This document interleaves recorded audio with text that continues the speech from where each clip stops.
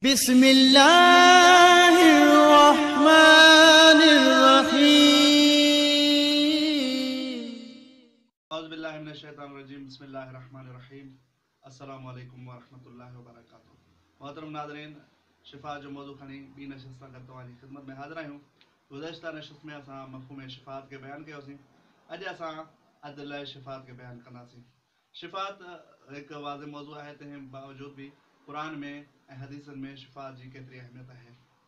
क़ुरान में जेके काफ़ी सारियूं आयतूं मौजूदु आहिनि शिफ़ात जे लाइ, जंहिंमां पहिरें नंबर ते जेका आयत अचे थी, ला यशफ़ऊना इल्ला लिमन इर्तज़ा, शिफ़ात न कंदा उहे सवाइ उन्हनि जे जिन्हनि ते ख़ुदा राज़ी आहे या जंहिंखे ख़ुदा इजाज़त ॾिनी आहे। यानी शिफ़ात जेके शाफ़ी हूंदा उहे सिर्फ़ु उहे ई हूंदा जिन्हनि खे ख़ुदावंद आलम जी इजाज़त आहे। इन शिफ़ात जो मौज़ू आहे। या ॿी आयत में इरशाद थी रहियो आहे, वकम मिन मलकिन फ़िस समावाति वला तुग़नी शिफ़ाअतुहुम शैअन इल्ला मिन बअदि अन यअज़न अल्लाह। यानी इन ॿी आयत में बि जेका शिफ़ात जो मौज़ू आहे, शिफ़ात सिर्फ़ु उहे ई अफ़राद कंदा जंहिंखे अल्लाह जो इज़्न आहे। ऐं उहे अशख़ास कहिड़ा आहिनि? अंबिया आहिनि। अंबिया अलैहिस्सलाम पंहिंजी उम्मतनि जी शिफ़ात कंदा। आइमा अलैहिस्सलाम आहिनि, उहे पंहिंजे शीयनि जी, पंहिंजे गुरुअनि जी शिफ़ात कंदा। ऐं इन खां अलावा रवायात में बि शिफ़ात जो ज़िक्र आहे, जंहिंमें नबी सल्लल्लाहु अलैहि वसल्लम खां हदीस आहे, इन्नमा शिफ़ाअती लिअहलिल कबाइर मिन उम्मती, मुंहिंजी शिफ़ात मुंहिंजी उम्मत जे उन्हनि माण्हुनि जे लाइ हूंदी जिन्हनि जा कबीरा गुनाह हूंदा। अहल कबाइर जेके कबीरा गुनाह करण वारा आहिनि, उन्हनि जे लाइ मुंहिंजी शिफ़ात क़यामत जे ॾींहुं हूंदी। या नबी सल्लल्लाहु अलैहि वसल्लम पंहिंजो इम्तियाज़ बयानु कंदे हिकु मक़ाम ते बयानु कनि था त हर अंबिया खे ख़ुदावंद आलम कुझु कुझु शयूं ॾिनियूं आहिनि। मुंहिंजो इम्तियाज़ इहो आहे त ओती तो ख़म्सन, ख़ुदावंद आलम मूंखे 5 शयूं अता कयूं आहिनि।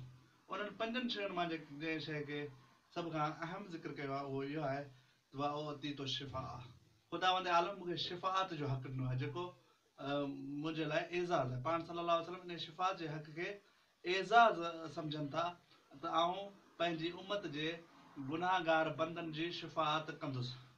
लेकिन इन शिफ़ात जे लाइ कुझु शराइत आहिनि। हर बंदे जी शिफ़ात न थींदी।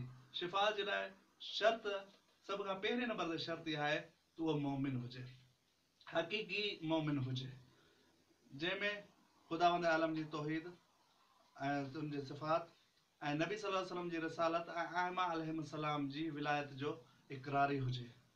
यानी अहिड़ो शख़्स जेको आख़िरत में बेइनवान मोमिन शुमार थिए, उन खे शिफ़ात नसीब थींदी।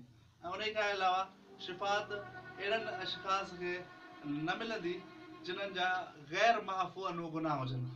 मसलन हुकूक नास उन ते मथां हुजनि, त उहो हुकूक नास जे बारे में हिकु तफ़सीली गुफ़्तगू आहे। असां इंशाअल्लाह कॾहिं मौज़ू वक़्तु मिलियो त उन ते गुफ़्तगू कंदासीं।